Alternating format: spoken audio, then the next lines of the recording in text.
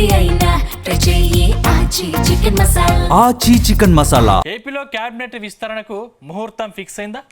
ప్రభుత్వం 2 ఏళ్ల పాలన పూర్తి కాగానే మంత్రివర్గంలోకి సీనియర్లను తీసుకునే యోచనలో సీఎం ఉన్నారా? ఈసారి మంత్రివర్గ విస్తరణపై ఉత్తరాంధ్ర నేతలు గట్టి ఆశలే పెట్టుకున్నారా? మరి మంత్రి పదవుల రేసులో ఉన్న నేతలు ఎవరు? క్యాబినెట్ నుంచి ఎవరెవరిని తప్పించబోతున్నారు? Let's watch the story.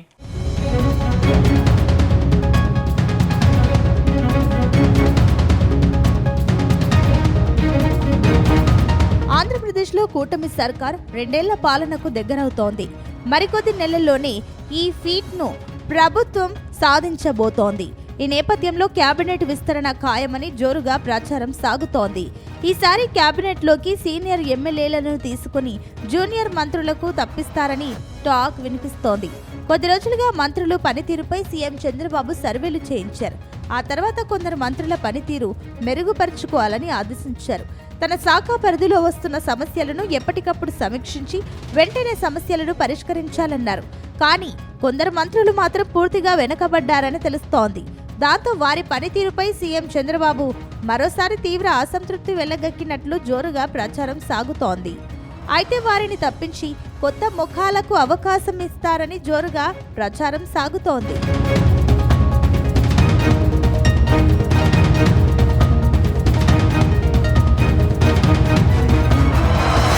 అయితే జూన్లో మంత్రివర్గ విస్తరణ ఖాయమని ప్రచారం సాగుతున్న నేపథ్యంలో తెలుగుదేశం పార్టీలో సీనియర్ నేతలు ఆశలు పెంచుకుంటున్నారు. తమకు మంచి రోజులు వస్తాయని భావిస్తున్నారు. ఈసారి తమ దశ తిరుగుతుందని ఉత్తరాంధ్రలోని పలువురు సీనియర్ నేతలు ఆశిస్తున్నారు. ఈసారి జరిగే విస్తరణలో సీనియర్లకు అగ్రతాంబూలం దక్కుతుందని ప్రచారం సాగడం కూడా వారి ఆశలను రెట్టింపు చేస్తోంది. 2024లో ఏర్పాటైన కూటమి ప్రభుత్వంలో అత్యధికులు తొలిసారి నెగ్గిన వారు జూనియర్లు ఉన్నారు. ఈసారి విస్తరణ అంటూ జరిగితే మాత్రం అది ఎన్నికల కేబినెట్ అవుతుందని ఊహిస్తున్నారు. మరోసారి ఎన్నికల్లో గెలవాలి అంటే సీనియర్లకు అనుభవం కలిగిన వారికి పెద్దపీట వేయడం అనివార్యమని అంటున్నారు. ఇలా ఆలోచిస్తూ తమకు ఛాన్స్ వస్తుందని భావిస్తున్న వారిలో ఉమ్మడి శ్రీకాకుళం నుంచి ఆముదాల వలస ఎమ్మెల్యే కూన రవికుమార్, ఇచ్చాపురం నుంచి బెందాళం అశోక్ ఉన్నారు. ఈ ఇద్దరు బలమైన సామాజిక వర్గానికి చెందిన వారు కావడంతో మంత్రి పదవి తప్పకుండా వస్తుందని ప్రచారం సాగుతోంది.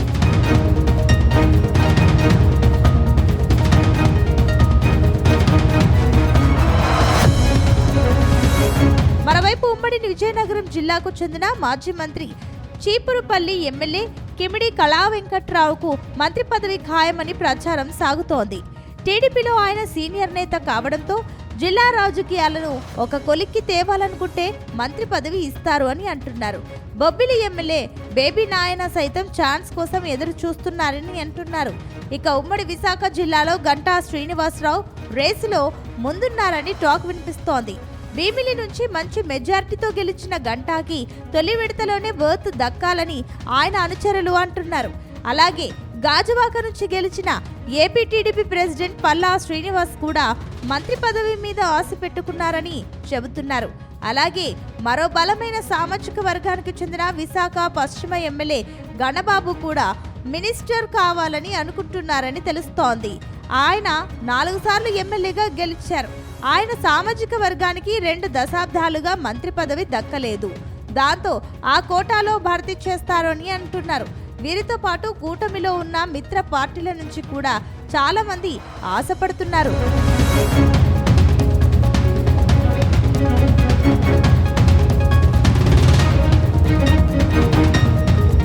ఇదిలా ఉంటే మంత్రివర్గం నుంచి ఎవరిని తప్పిస్తారు అనేది హాట్ టాపిక్ అవుతోంది.